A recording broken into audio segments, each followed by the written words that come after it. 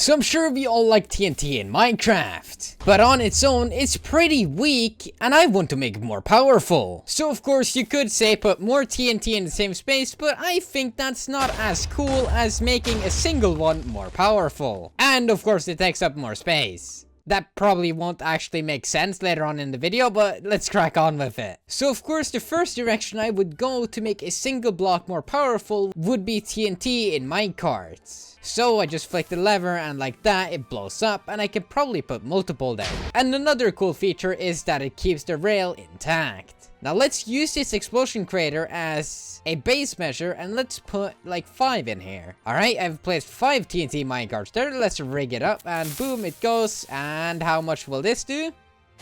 Quite a lot, and it sends me quite far away. Now of course this is already going in the direction I want, a powerful blast in one single block. But this is just testing the waters. We're gonna go bigger. So let's try out like 15 TNT minecarts here now. And let's activate it, and we already have our hole here. Let's go a little further away and let's see. It really doesn't do any more damage than with 5. I have now placed around 50 TNT minecarts here, so let's activate it and let's see if this does what I want.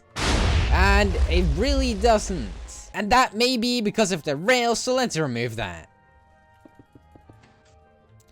And that wasn't what I wanted, but that was the effect. What is this? I was not expecting that. I seem to have made an interesting discovery. So let's try that again, dropping minecarts from a piston. I've probably placed around 100 minecarts here, so let's activate it and let's see what happens if I push it off. And oh my goodness, it just keeps mining down. That's really cool. Now if I were to do this underground, like right here, I wonder what would actually happen. Alright, I've placed like 150 here now. Let's destroy the rail, which I've already done, so it's all floating here. And let's push it with the piston, and let's see what happens. Oh my goodness. And it dug both down and up. That's a really cool way to make a big crater. Of course, it's actually way more expensive than just using TNT and stacking it in a line. But this is way more fun. But of course, now that I know that, I need to test how big the range is. And how much it actually explodes when it's in here. And without being pushed. So what I'm gonna do is activate the lever, destroy the rail, and then we'll see how it happens. Oh my gosh, that's loud. And let's fly out. And what happens? That was a lot of TNT and a very small hole. I think we can do better. I really hope you can't hear the storm in the background. Oh gosh. Alright, I've now set it up in the way people most usually do it, and that is by pushing them in a diagonal state.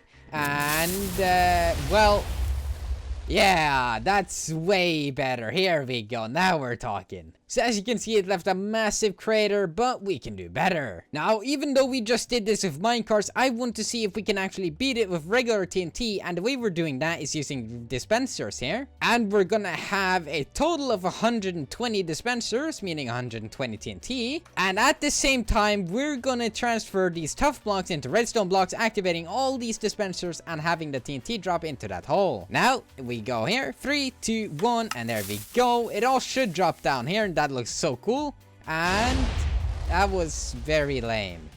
Let's try this again, now with double the dispensers. So here we go, 3, 2, 1, bap, and now it should all fall down here. That looks really cool. Let's hop in spectator, and oh my goodness, that is so ridiculously weak.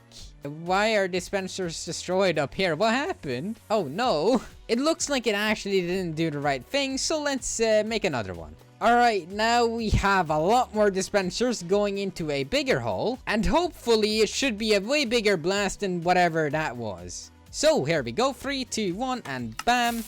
A lot of TNT is going to drop. Let's hop into spectator and look at it all go, and that's better.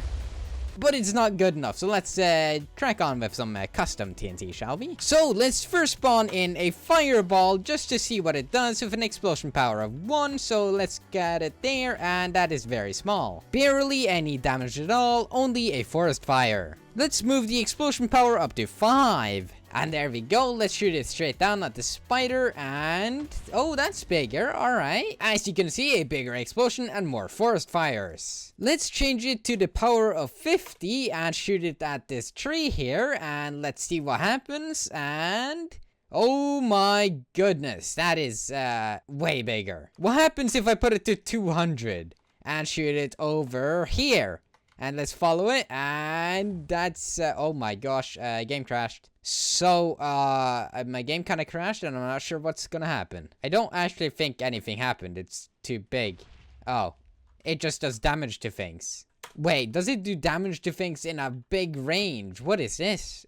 It does. But no explosion. Let's maybe tone down the power to 100 then and see if it works. And does it do it? No. Oh my gosh, yes it does. It seems to be on the same scale as that. So I think Minecraft may actually be locked to an explosion like this. And the only thing I can increase is the fire. Although I do want to test it underground. So explosion power of 100. Shoot it at the wall. And okay, interesting. And it seems to create these vertical lines everywhere. Let's actually do it away from where I was just now.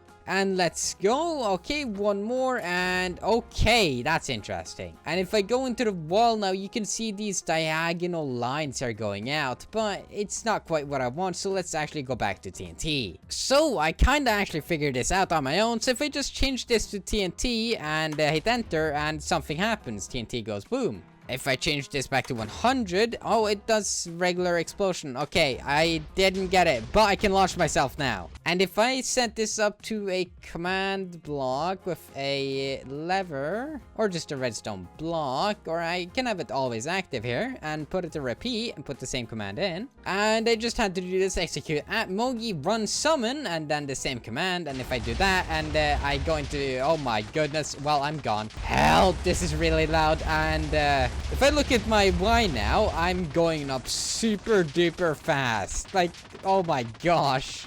The sound of this.